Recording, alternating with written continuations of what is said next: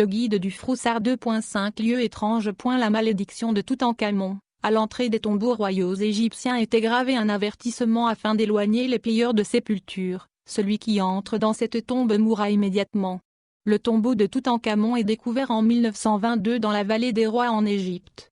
Il fut découvert par Howard Carter, mais entre 1922 et 1929 13 membres de l'équipe sont morts bizarrement, souvent d'une maladie pulmonaire. Lord Carnarvon qui avait financé les fouilles est décédé d'une piqûre de moustique. L'énigme de Nazca. Au Pérou, sur un haut plateau des Andes, des lignes ont été découvertes en 1927. Elles semblent avoir été tracées entre l'an 400 et l'an 650. Appelés géoglyphes, ces dessins ne se voient que du ciel. Ils mesurent plusieurs dizaines de mètres, formés d'un petit sillon de pierre à peine visible. Certains sont de simples droites entrecroisées. D'autres représentent des animaux, singes, oiseaux, jaguars, serpents. Des fans d'OVNI ont pensé que des extraterrestres avaient tracé ces lignes comme terrain d'atterrissage.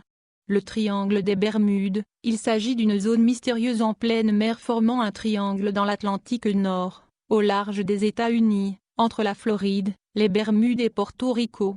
Dans ce secteur des bateaux et des avions qui le survolent disparaissent. La maison Winchester. Winchester est le nom de l'inventeur de la célèbre carabine des westerns. Dans la vie réelle, cette arme a fait de nombreuses victimes. À sa mort, William Winchester laissa un héritage fabuleux à sa femme Sarah. Elle fit bâtir une maison immense en Californie pour que les fantômes des victimes de la Winchester puissent la hanter tranquillement. Ce sont les esprits qui auraient dicté les plans. Les travaux débutent en 1884 et ne s'achèvent que lorsque Sarah disparaît 38 ans plus tard. Les plans sont sans cesse modifiés. La veuve décède en 1922 et sa demeure devient monument national.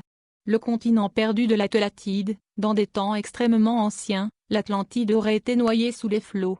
Le philosophe grec Platon évoque ce qui peut être une légende. En l'espace d'un jour et d'une nuit terrible, l'Atlantide tomba dans la mer et disparut. Ce pourrait être l'île grecque de Santorin, ou une terre gisant dans l'Atlantique au-delà de Gibraltar.